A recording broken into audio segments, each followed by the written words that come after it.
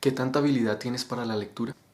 ¿Alguna vez te has preguntado si existen habilidades más importantes que otras a la hora de enfrentarse a un texto? En términos de habilidades de lectura, ¿cuál es el ideal de un buen lector? Si quieres evaluar tus habilidades de lectura o si pretendes orientar a otros en su desempeño, te invito a continuar viendo este video.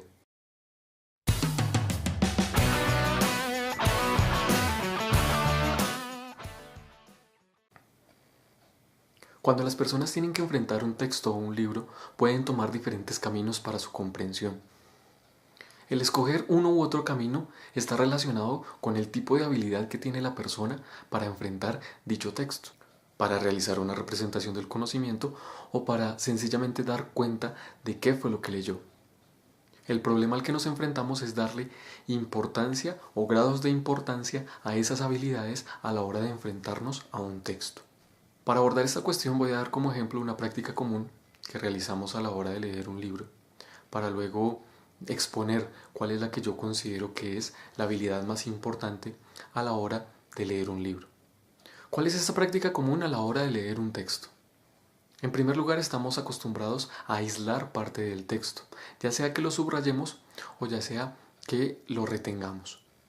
Generalmente cuando hacemos esto, lo hacemos de manera textual y olvidamos los vínculos que unen ese fragmento que retuvimos con la totalidad del texto o del párrafo en el que está escrito. Frente a esos fragmentos que estamos aislando podemos tomar diferentes acciones. Memorizarlo, es decir, comunicarlo de manera textual a otros. Comentarlo, es decir, agregarle una visión personal a ese texto. Acompañar con otros fragmentos, es decir, partes de textos están unidos y relacionados y están en nuestra mente. Todo lo anterior tiene en común la reproducción del texto. Es como si nosotros, al aislar esos fragmentos, nos convertimos en un eco de lo que hemos leído, caso que no lleva a la comprensión. En este punto es necesario aclarar que esta práctica de aislar fragmentos de los textos no es del todo equivocada. Por el contrario, es posible identificar que la mayoría de nosotros empezamos en algún momento con ese tipo de práctica nuestras habilidades de lectura. La invitación sería entonces a dejar atrás esta práctica o superarla. ¿Pero por qué deberíamos dejar atrás esta práctica de aislar textos o reproducirlos? La razón principal para superar esta práctica de reproducir los textos que hemos aislado se encuentra en que aceptamos una parte, rechazamos otra y omitimos partes del texto. Nuestra comprensión puede estar sesgada por polos opuestos, por ejemplo, lo correcto y lo incorrecto, lo bueno o lo malo, o lo apropiado y lo inapropiado.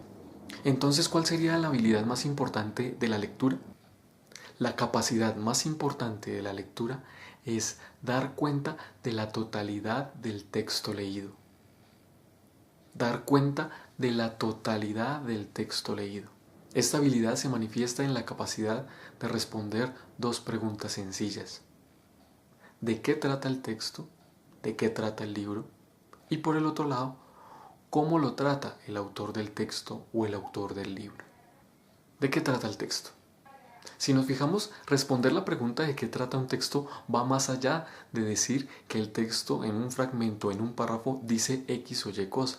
Decir de qué trata un texto es una construcción propia caracterizada por lo siguiente: la brevedad, una o dos afirmaciones, la capacidad de síntesis. Es como si se tratara de tomar la foto de un paisaje y no de un respectivo árbol. ¿Cómo lo trata? Es una capacidad nuevamente sintética y a la vez analítica. Es sintética porque utiliza las propias palabras, es analítica porque intenta dar cuenta de la idea central del texto, de las argumentaciones que sustentan esa idea central y de las conclusiones que brinda. ¿Cómo generar esta habilidad de lectura? Practicar el autocontrol a la hora de utilizar palabras que hacen referencia al texto.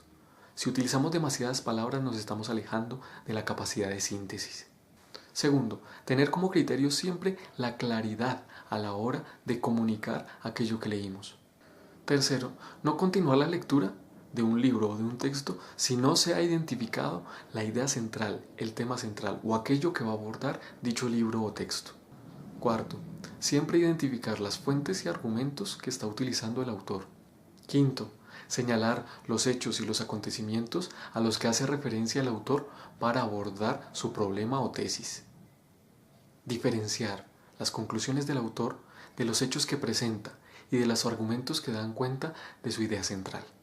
Acción inteligente. Quien lee sabe lo que hace. Visita mi página en internet accioninteligente.com. Consulta mi portafolio de servicios si quieres profundizar en estos temas.